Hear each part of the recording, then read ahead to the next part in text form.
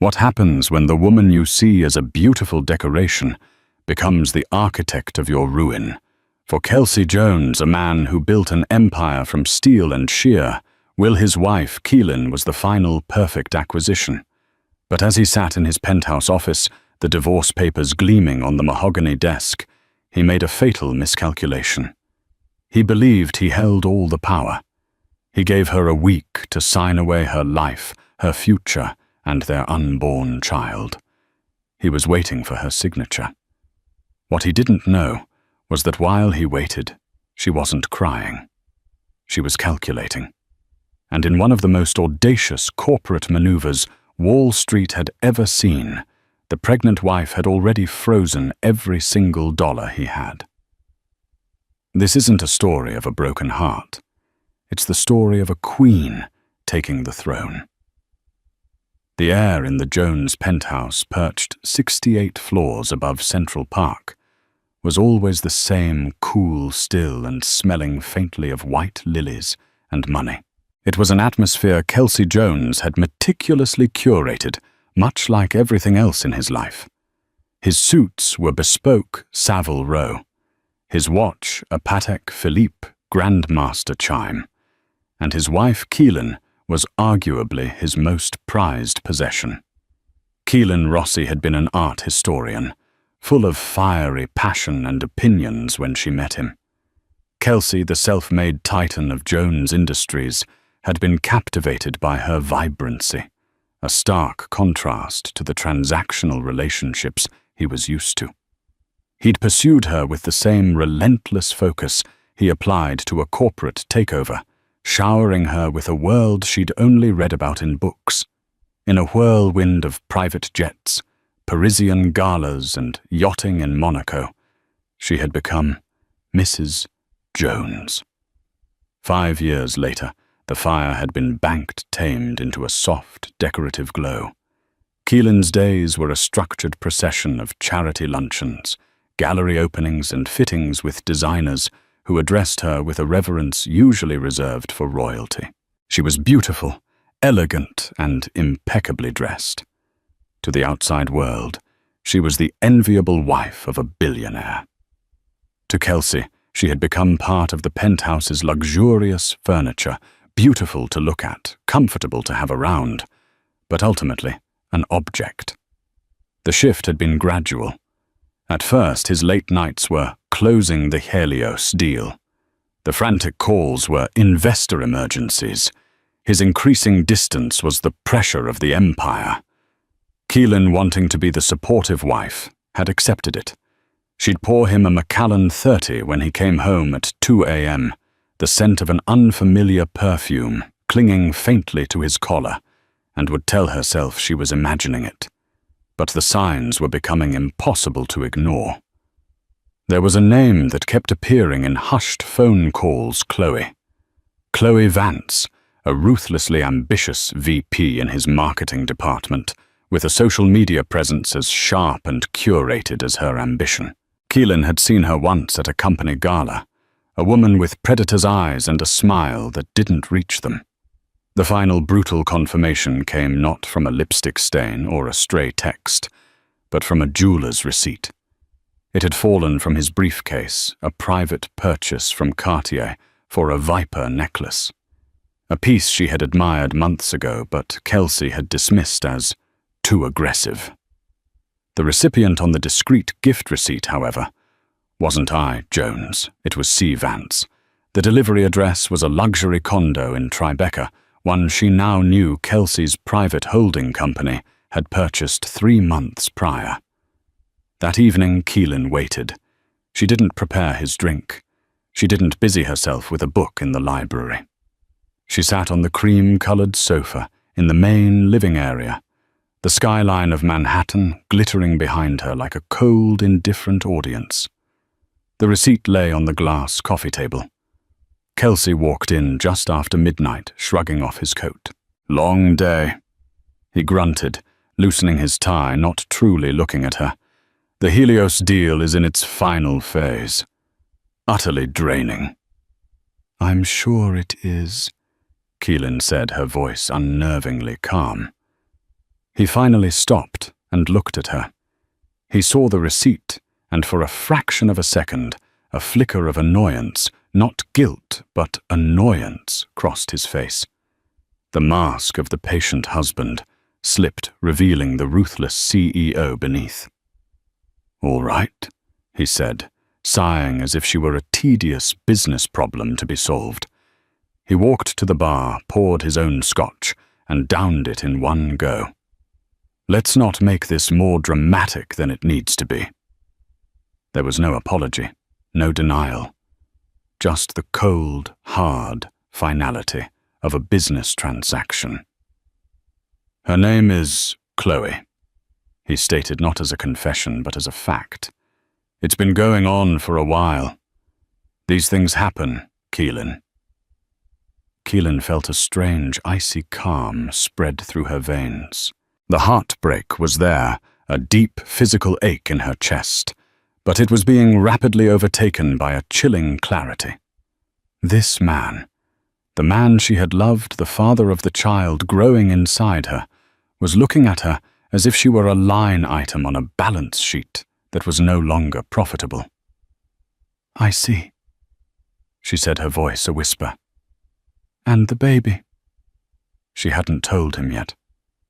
She had been waiting for the perfect moment, a quiet dinner, a weekend in the Hamptons, a romantic, shared joy. The irony was so bitter, it tasted like acid. Kelsey froze the glass halfway to the bar. "The what?" "I'm pregnant, Kelsey. 12 weeks. The silence in the room became absolute. The city hummed and twinkled below, oblivious. Kelsey stared at her. His mind, she could see, not processing the news of a child, but recalibrating a negotiation. He saw a complication, a liability. His face hardened. "That is unfortunate timing." He walked over to his briefcase, pulled out a sleek leather portfolio, and placed it on the coffee table next to the Cartier receipt. He nudged it towards her. "This is a divorce agreement," he said, his voice devoid of all emotion. "It was drawn up by my legal team last month. It's generous, extremely generous under the circumstances." Her hands trembled as she opened it. The legalese was dense, but the numbers were stark. A one-time payment of $10 million. The deed to a small apartment in Belgravia, London. She was to relinquish all claims to Jones Industries, to their homes, their assets, and to sign a comprehensive non-disclosure agreement that would gag her for life. It was a golden severance package. To him it was a fortune. To a man worth an estimated $27 billion, it was less than a rounding error. It was an insult.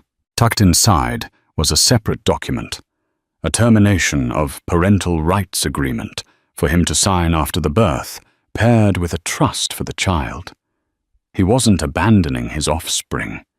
He was quarantining it, ensuring it would never be a threat to his pristine, uncomplicated new life with Chloe. "Our prenup is ironclad, Keelan."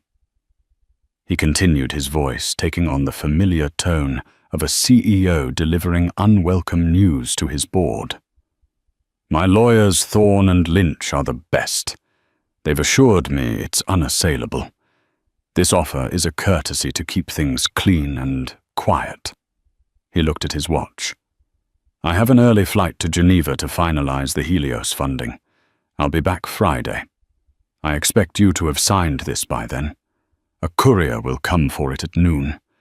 Be smart about this, Keelan. Don't fight it. You won't win." He turned and walked towards the master suite, leaving her alone with the documents that represented the complete dissolution of her life. He didn't look back. He had closed the deal. Keelan stared at the papers, at the cold clinical signature line waiting for her. He thought he was giving her a week to mourn, to pack, to accept her fate. He thought he was being generous. But in his arrogance, Kelsey Jones had forgotten who she was before she met him.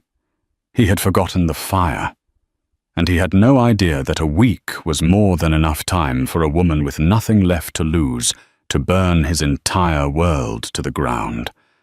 The Queen had been checkmated, but the game was far from over. For the first 24 hours, Keelan did exactly what Kelsey expected her to do. She shattered. The icy calm evaporated, leaving behind a raw, keening grief that shook the penthouse to its sterile foundations. She cried until her eyes were swollen shut, the vast, empty apartment amplifying her sobs. She wandered from room to room, touching the cold marble, the soulless sculptures, the artifacts of a life that had been a beautiful hollow lie. The $10 million offer wasn't a settlement. It was a price tag. The price of 5 years of her life, her love, her body, and the child she now carried alone. By dawn on the second day, the tears had dried up, replaced by a cold, hard knot of fury in her stomach. It was a fury so pure and so potent, it felt like a power source. Kelsey had called her an unfortunate complication. He had tried to purchase her silence and her child's future with pocket change. He hadn't just broken her heart, he had fundamentally underestimated her. And that was a mistake no one in the cutthroat world of business or marriage should ever make. She picked up the phone and made her first call. Not to her mother, not to a friend, but to the one person she knew who understood the language of war, that Kelsey spoke so fluently, her older sister, Sophia Rossi. Sophia was everything Keelan appeared not to be. A senior partner at a prestigious international law firm in London, Sophia was pragmatic, sharp-tongued, and had a mind like a steel trap. She had always been wary of Kelsey seeing a predator where Keelan had seen a savior. "Bella." Sophia's voice was crisp even through the transatlantic cable. "It's 3 in the morning here. Is everything all right?" "He's divorcing me." Keelan said, her voice flat, devoid of the tears from the night before. She explained everything: the affair with Chloe Vance, the pre-signed papers, the insulting offer, and the pregnancy.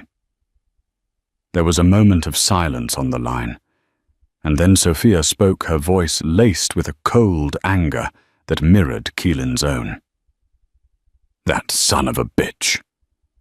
Okay, Bella. Listen to me. Do not sign anything. Do not speak to him.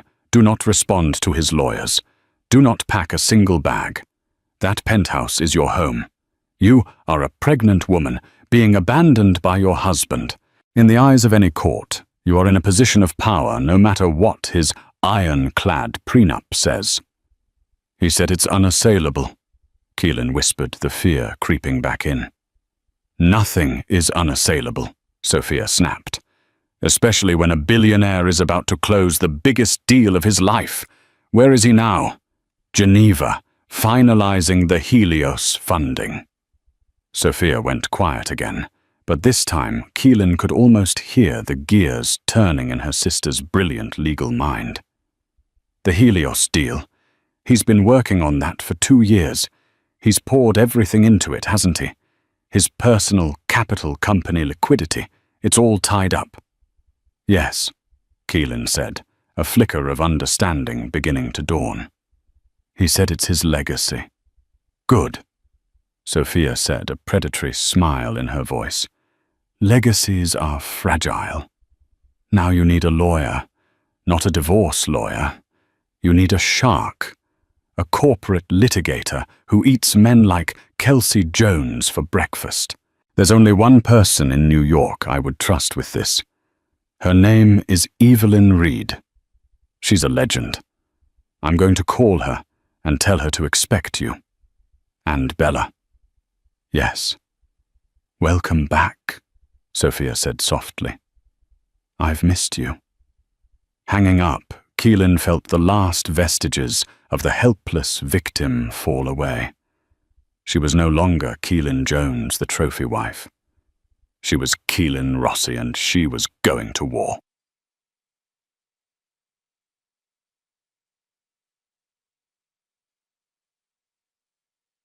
Evelyn Reed's office was not what Keelan expected.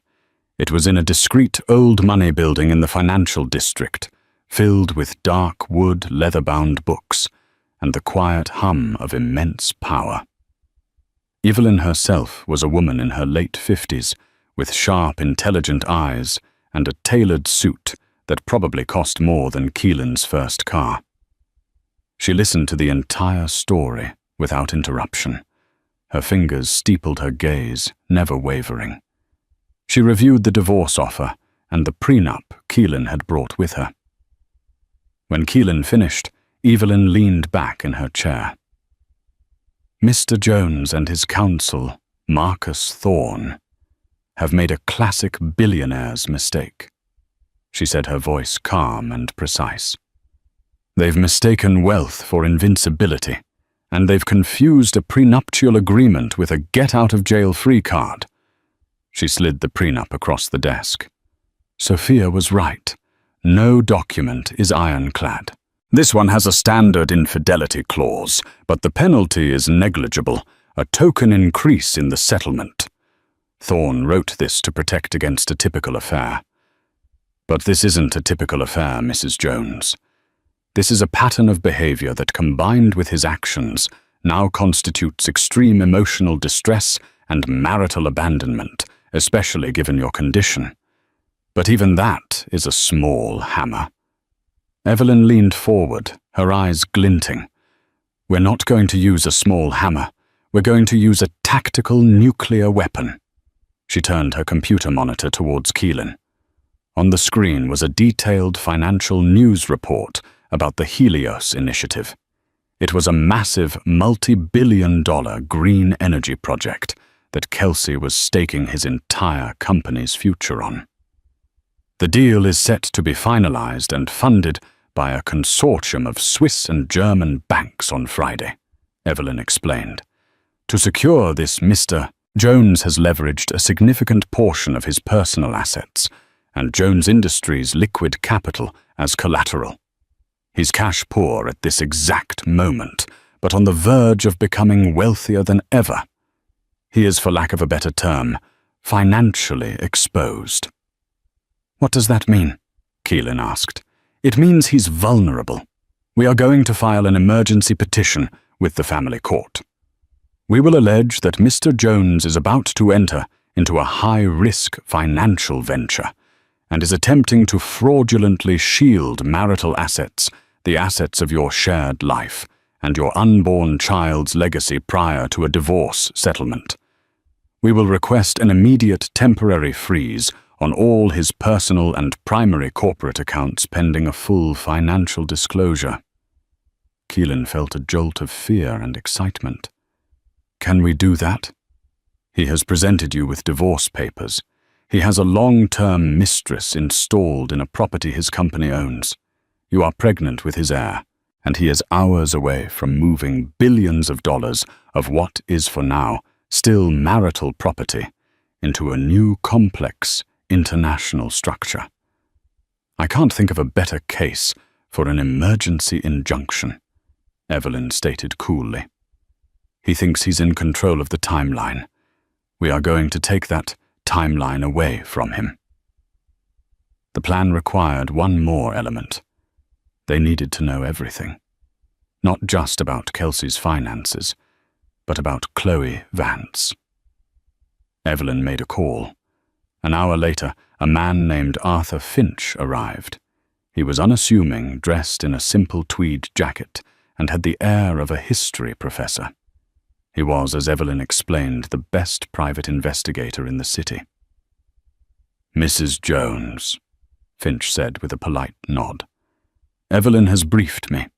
I need everything you know. Schedules, habits, passwords, anything. The smallest detail can unravel the largest lie. For the next few hours, Keelan became a forensic accountant of her own marriage. She gave Finch the number for Kelsey's private driver, the name of his personal banker at Goldman Sachs, the passcode to his home office computer, a detail he'd carelessly mentioned months ago. She, the invisible wife, had seen and heard everything. The hushed calls about Vanguard Corp being a rival bidder for Helios, the name of the shell corporation, Artemis Holdings, that owned Chloe's condo. As she spoke, she realized how much information she had passively absorbed over the years. She was not just a decoration. She had been a silent witness. Finch listened, taking meticulous notes. "This is excellent," he said finally. "Ms. Vance's digital footprint will tell us a story, I assure you. And I'll take a look at Artemis Holdings and this Vanguard rivalry. You'd be surprised what people leave lying around in public records." When Keelan left Evelyn Reed's office that evening, the sun was setting, casting long shadows across the concrete canyons of Wall Street. She walked not with the shuffle of a victim, but with the determined stride of a commander. Kelsey was in Geneva, celebrating his impending victory with his mistress. He was waiting for a signature. He had no idea that back in New York, his wife was assembling an army and preparing to launch a preemptive strike that would rock the foundations of his empire. The clock was ticking. But it was no longer his clock. Thursday, the day before the axe was due to fall, was a study in contrasts. In Geneva, Kelsey Jones was living his apotheosis.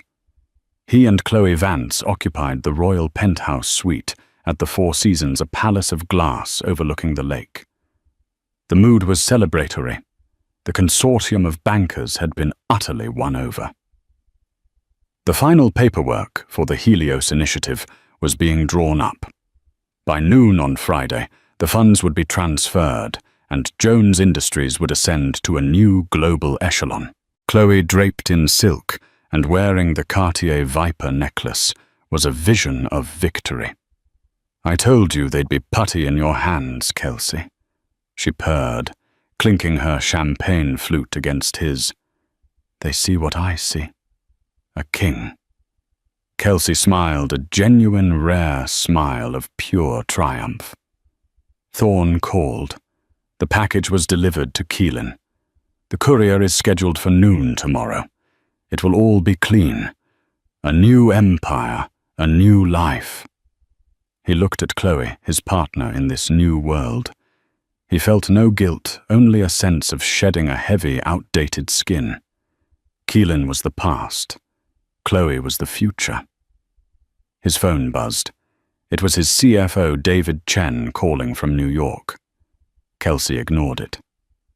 "Not now," he murmured to Chloe. "Nothing can spoil this." In New York, Keelan was living in a state of suspended animation.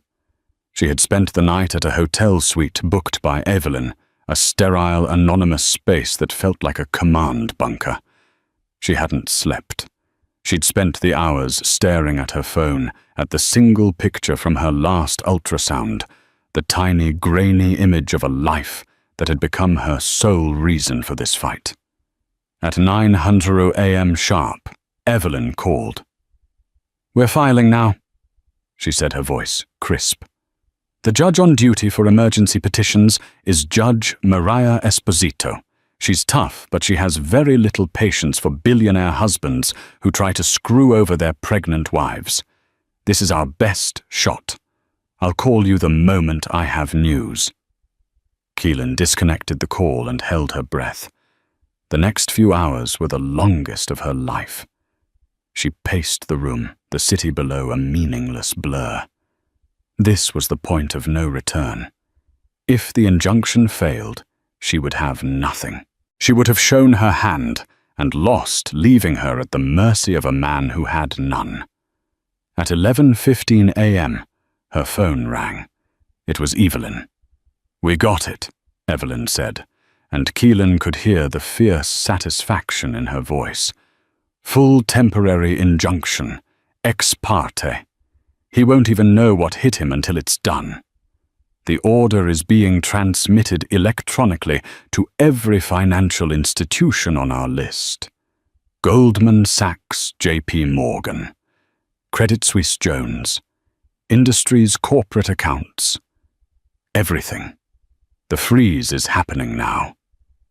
Keelan sank onto the bed, a wave of dizziness washing over her. Now. Right now, Mrs. Jones. Evelyn confirmed. For your husband, the world is about to stop turning. The first inkling of disaster struck Kelsey Jones's world at 11:18 a.m. New York time, 5:18 p.m. Geneva time. He was in the hotel's conference room with the lead Swiss banker about to sign a preliminary document. His phone, lying on the polished table, began to vibrate with an hysterical intensity. It was David Chen, his CFO again. And again. And again. Annoyed, Kelsey finally excused himself and stepped into the hallway. "David, this had better be a matter of life or death," Kelsey snapped. David's voice was strained, panicked. "Kelsey, it's worse. I just got off the phone with our Treasury Department. Our primary operating account at J.P. Morgan is frozen. They're citing a court order." Kelsey felt a cold dread begin to seep into his celebratory warmth. "What are you talking about? A court order from who?" "We don't know it's sealed, and it's not just J.P. Morgan. I'm getting alerts from everywhere. The collateral accounts for Helios, your personal trading accounts at Goldman. Kelsey, everything is locked. We can't move a single dollar. It's like someone threw a switch and turned off the entire company." The blood drained from Kelsey's face. This wasn't possible. A regulatory issue. A mistake. Then a horrifying thought began to coalesce in his mind. Keelan. No, it couldn't be. She didn't have the nerve, the knowledge, the resources. Get Thorne on the phone. Now. He commanded, his voice a low growl. He strode back into the suite where Chloe was admiring the view. "We have a problem," he said, the words tasting like ash. "A fire in New York. I need to handle it." He began to pace his mind, racing, trying to outrun the conclusion that was now screaming at him. He dialed his private banker, his lawyers, anyone he could think of. The answer was the same everywhere. A court order, a complete asset restraint. Number SC-701, issued by the Supreme Court of New York Family Division. Family Division. The cold dread became a glacial certainty. It was her. He snatched his phone and dialed Keelan's number. It went straight to voicemail. He dialed again. Voicemail. And again. The serene recorded voice of his wife, a voice he hadn't truly listened to in years, was now a monument to his own spectacular failure of judgment. His lawyer, Marcus Thorne, finally called back, his voice grim. "Kelsey, I'm just seeing this now. My office was served 10 minutes ago. She filed an emergency petition. She's claiming marital abandonment, fraudulent conveyance of assets. She's contesting the prenup. The judge granted her an ex parte injunction. It's a goddamn masterstroke of legal terrorism." "Undo it," Kelsey roared, slamming his fist on a marble table, making Chloe jump. "You're my lawyer, fix it." "It's not that simple," Thorne shot back. "This is an emergency order.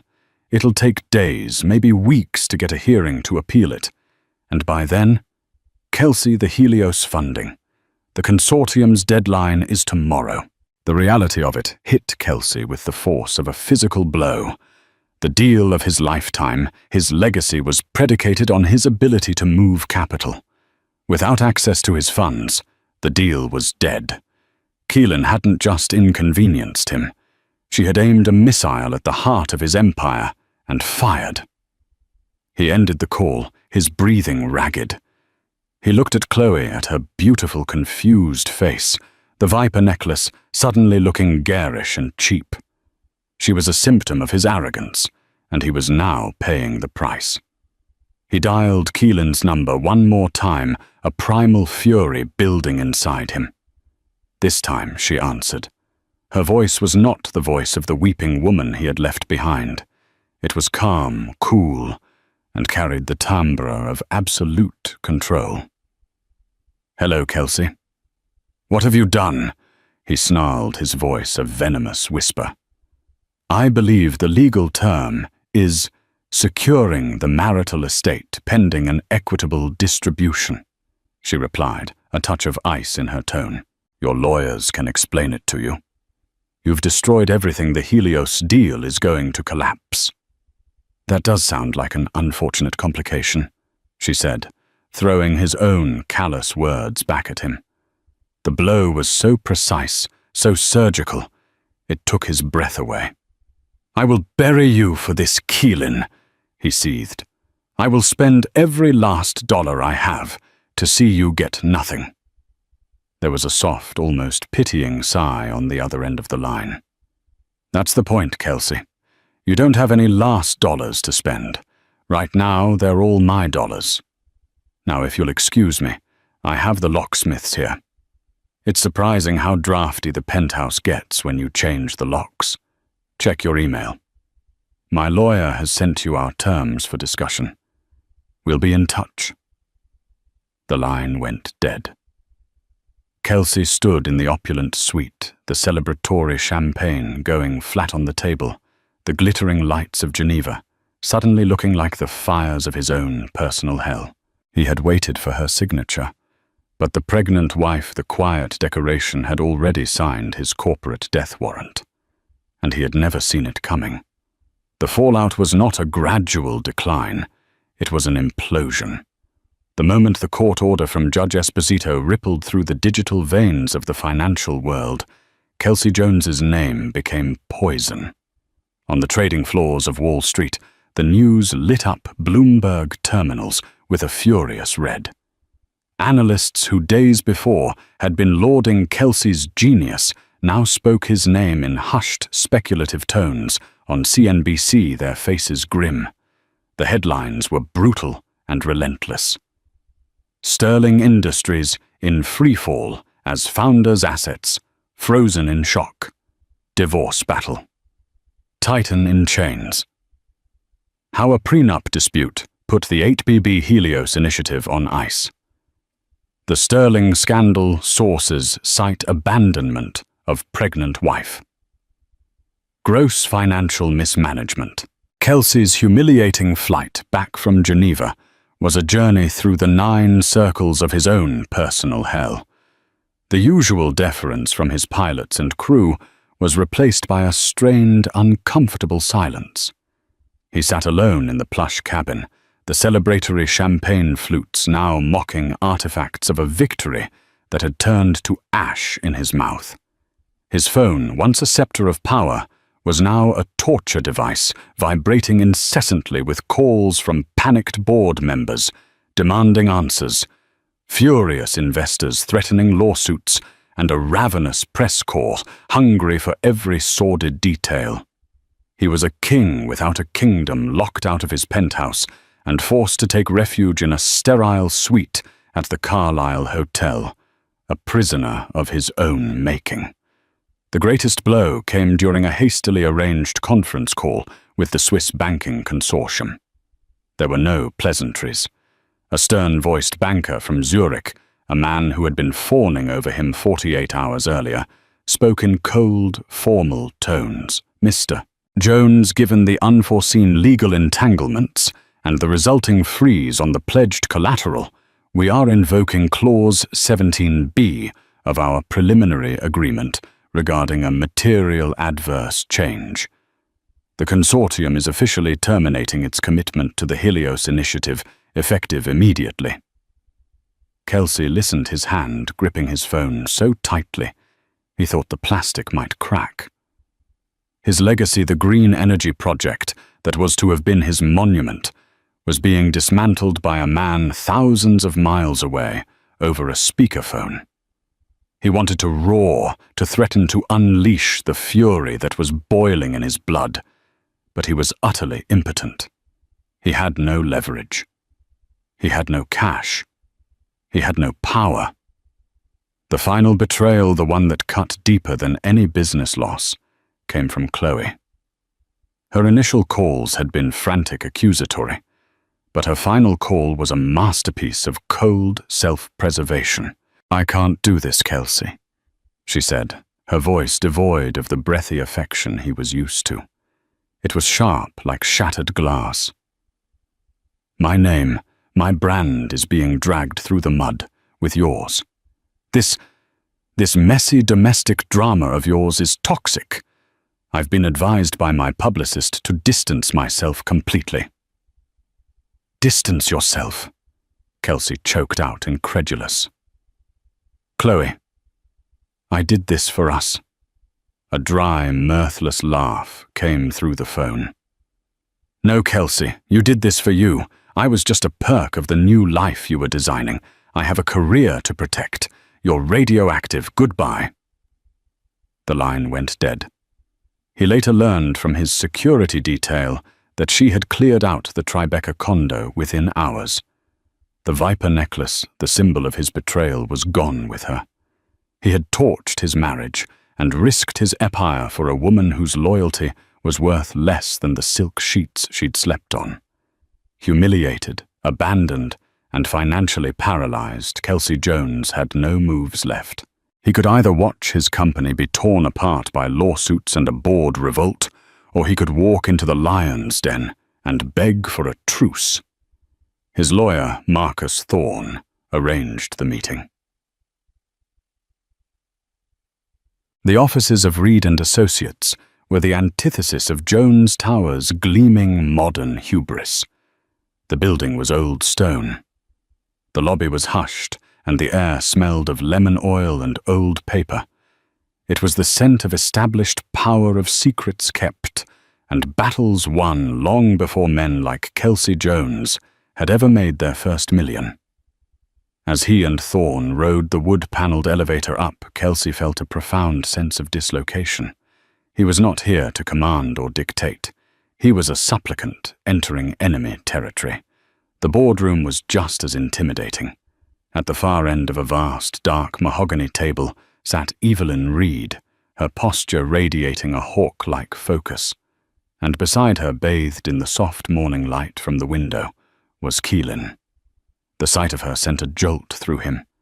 He had braced himself for tears, for rage, for the righteous fury of a woman scorned. He was prepared for none of this. She was dressed in a simple, elegant cashmere dress that gracefully accommodated her now more pronounced pregnancy. Her hair was pulled back. Her face was serene, and she met his gaze not with hatred, but with a calm, disconcerting resolve. She looked formidable. The transformation was so complete it was disorienting. This was not the woman he had left in their penthouse a week ago. This was a stranger, and she held all the cards. "Let's dispense with the pretense that you are here." "Voluntarily," Evelyn began, her voice cutting the silence. "Your company's stock has lost 42% of its value. The Helios deal is dead. And 3 of your board members have already contacted me through back channels to express their concerns about your leadership. You are not here to negotiate, Kelsey. You are here to surrender." Thorne, attempting to salvage a scrap of dignity, cleared his throat. "Now, Evelyn, my client is here in good faith to find an amicable resolution to this unfortunate Keelan spoke for the first time, her voice quiet, but carrying immense weight. "Unfortunate is misplacing your car keys, Kelsey. Trying to discard your pregnant wife with a gag order and a pittance while you run off with your assistant is not unfortunate. It's a calculated act of cruelty." Kelsey flinched.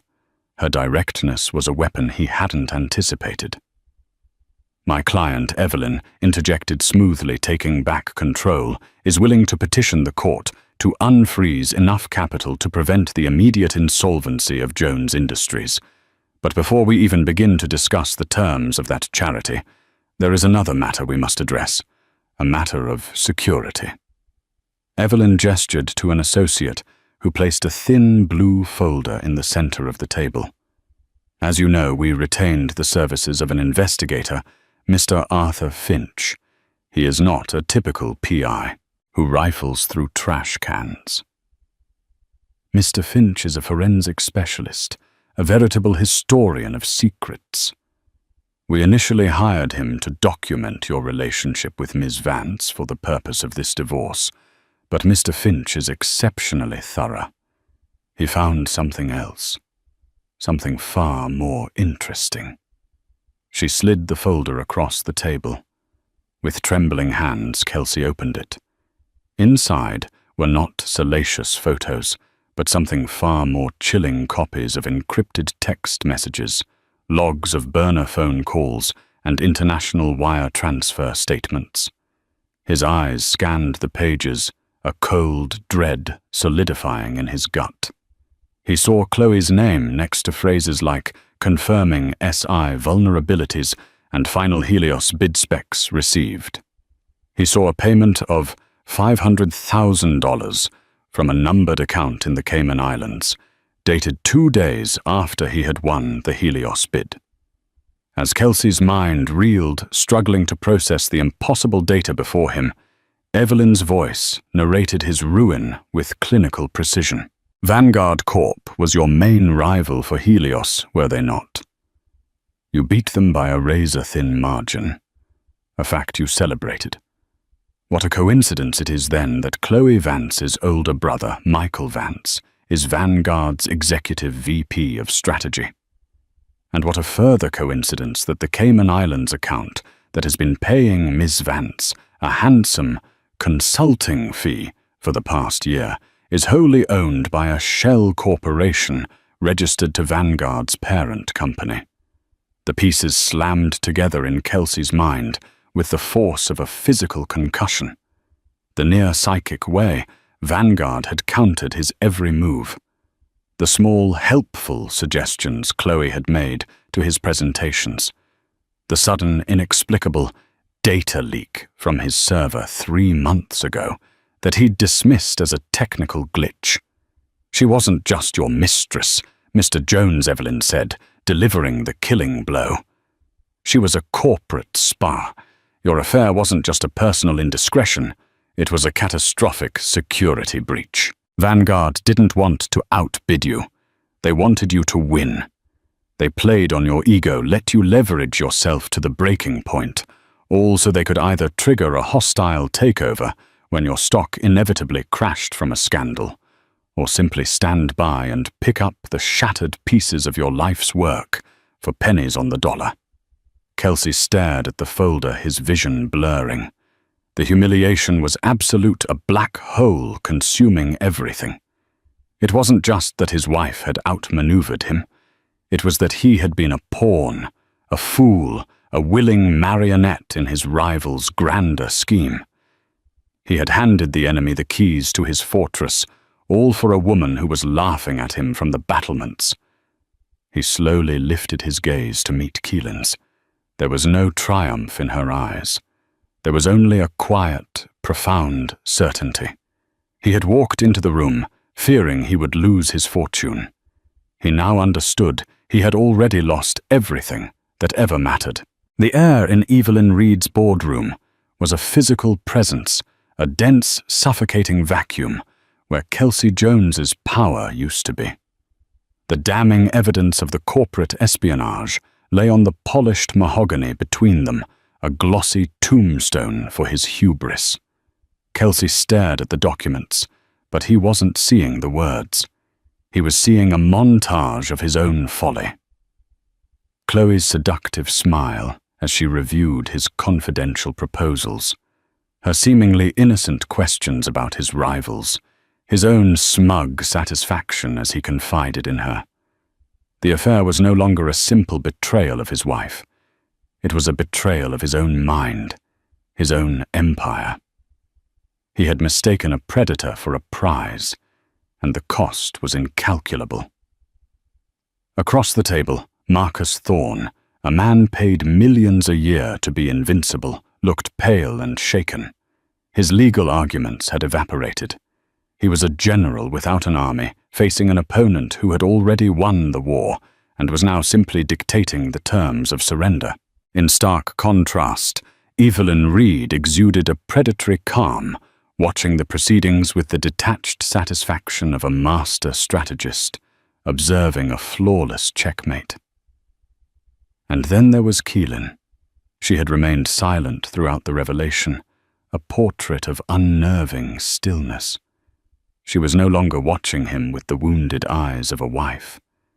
She was assessing him with the cool, discerning gaze of a successor. He felt a chill crawl up his spine that had nothing to do with financial loss and everything to do with this terrifying elemental shift in her.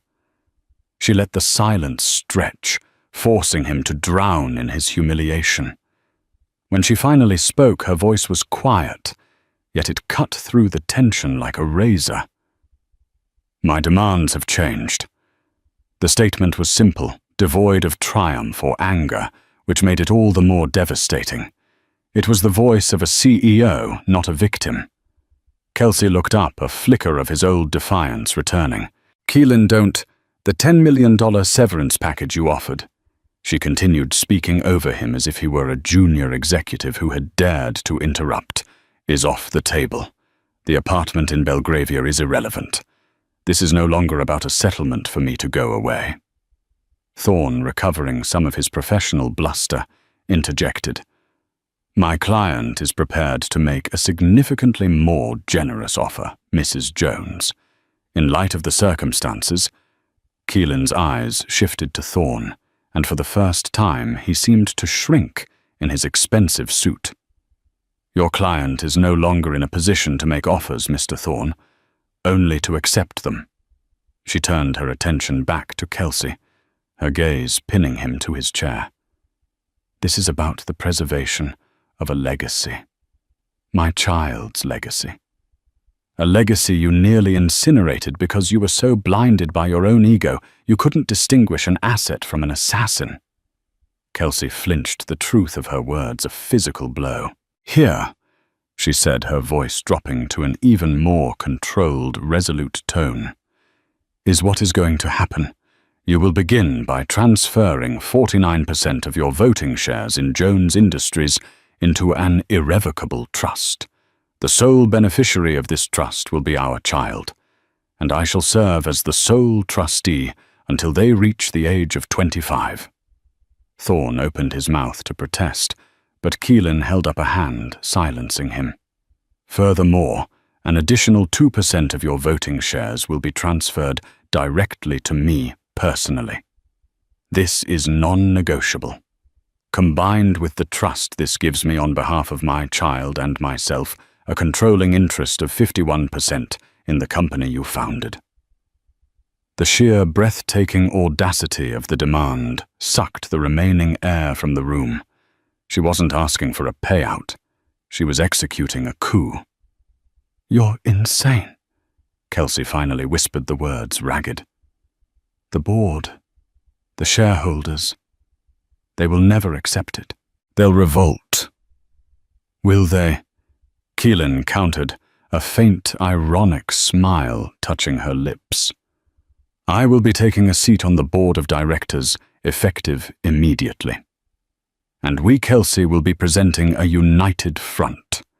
We will release a joint statement about our reconciliation, a decision made for the stability of the company, and our commitment to the family we are building. We will remain married in name only until a year after our child is born. After that, we can discuss a quiet, private dissolution. But the ownership structure," she leaned forward, her eyes like chips of ice, "will remain. This is corporate extortion." Thorne finally exploded. "It's legally dubious, unprecedented. We will fight this in every court in the state." It was Evelyn Reed who answered, her voice smooth as silk and sharp as glass. "Please do, Marcus. I invite you. While you're filing your motions, we'll be filing our own. We'll start with a formal report to the Securities and Exchange Commission, detailing how the CEO's personal conduct led to a catastrophic corporate espionage event. We'll follow that with Mr. Finch's complete file being anonymously leaked to the Wall Street Journal and Bloomberg. Imagine the headlines: Jones's folly billionaire's affair nearly sinks empire. While the stock craters the shareholder derivative lawsuits will pile so high on your desk, you won't be able to see your computer. The board won't be revolting against her. Kelsey." Evelyn said, her gaze landing on him with finality. "They'll be ousting you with extreme prejudice." She let the grisly picture hang in the air. "Keelan is not offering you a punishment. She is offering you a lifeline. She is offering to personally step in and clean up your catastrophic mess.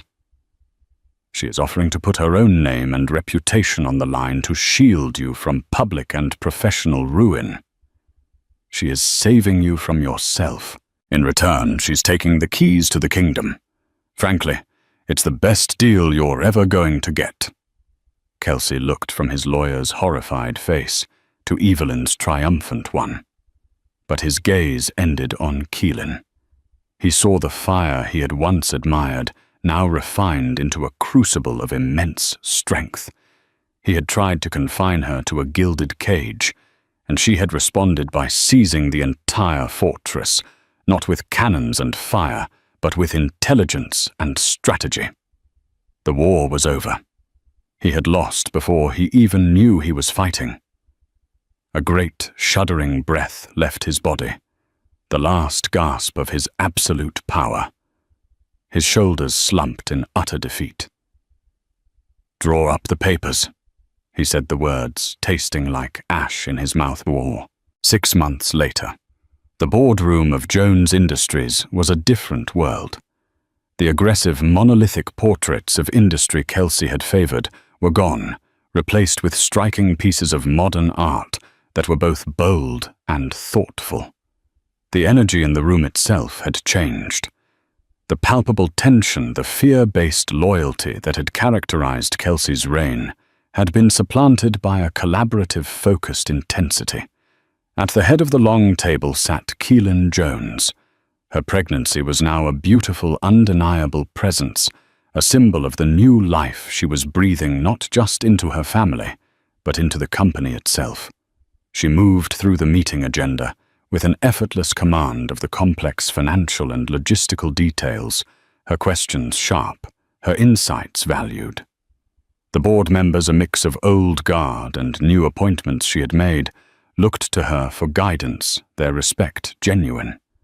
Kelsey sat halfway down the table, a ghost at the feast. He was still a board member, his presence a necessary part of the reunited couple narrative, but his power was a phantom limb, an ache of something that was no longer there. He was a figurehead, voting as the 51% controlling interest dictated, watching the woman he had dismissed as a decoration expertly steer the company he had built back from the abyss.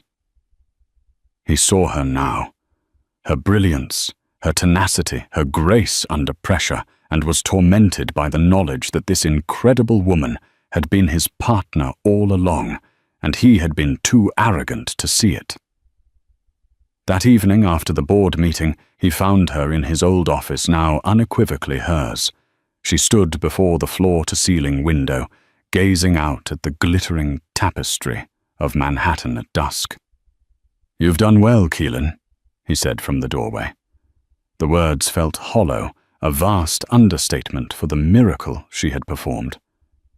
"It's a strong company," she replied, her voice even not turning around. "It just needed to be protected from its biggest liability." The unspoken indictment hung in the air between them, sharp and clear. He stepped into the room, the familiar space now feeling foreign, owned by her presence. "Our child," he began, his voice cracking slightly.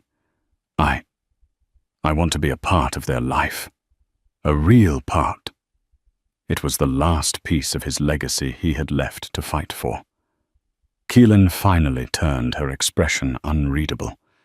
It was not angry, not vengeful, but it held no trace of the softness he had once taken for granted. It was the face of a leader, a protector. You don't understand, Kelsey. This isn't a negotiation. Fatherhood isn't a title you hold.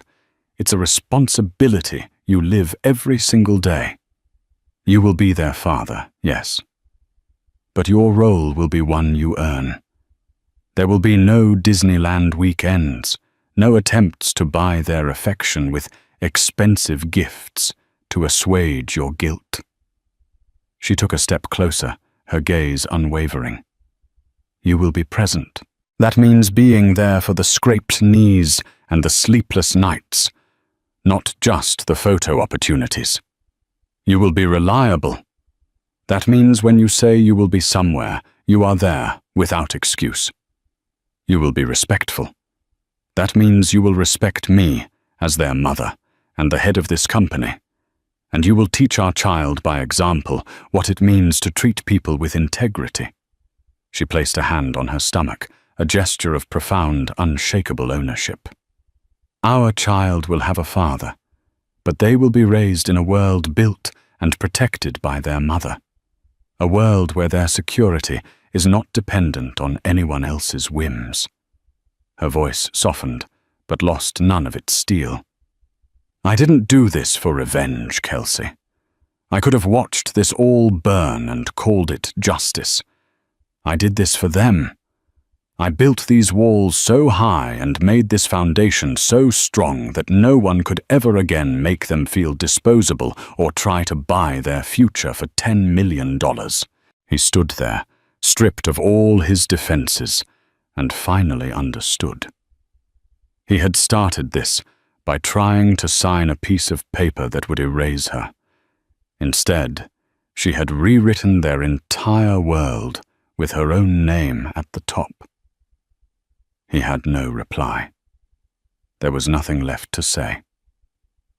With a single defeated nod, he turned and walked out of the office, leaving the Queen alone on her throne, the city lights glittering at her feet like a conquered kingdom. And so the story of Kelsey and Keelan Jones isn't just a tale of wealth and betrayal. It's a powerful lesson in underestimation. It's about the quiet strength that grows in the shadows of someone else's ego. Keelan could have taken the money and disappeared. She could have exposed Kelsey for revenge and watched his empire burn. Instead, she chose the harder, smarter path. She didn't just escape the gilded cage. She took ownership of it, reforging it into a fortress to protect her child's future. She turned her pain into power and heartbreak into a hostile takeover. What would you have done in her position? Would you have fought for justice, for revenge, or for control? Let us know your thoughts in the comments below. These stories of incredible resilience and strategic brilliance are happening all around us, often behind closed doors. If you were captivated by Keelan's journey from a pawn to a queen, please give this video a like, share it with someone who needs a story of empowerment, and make sure you subscribe to the channel for more real-life dramas where the underestimated rise up to claim what is rightfully theirs.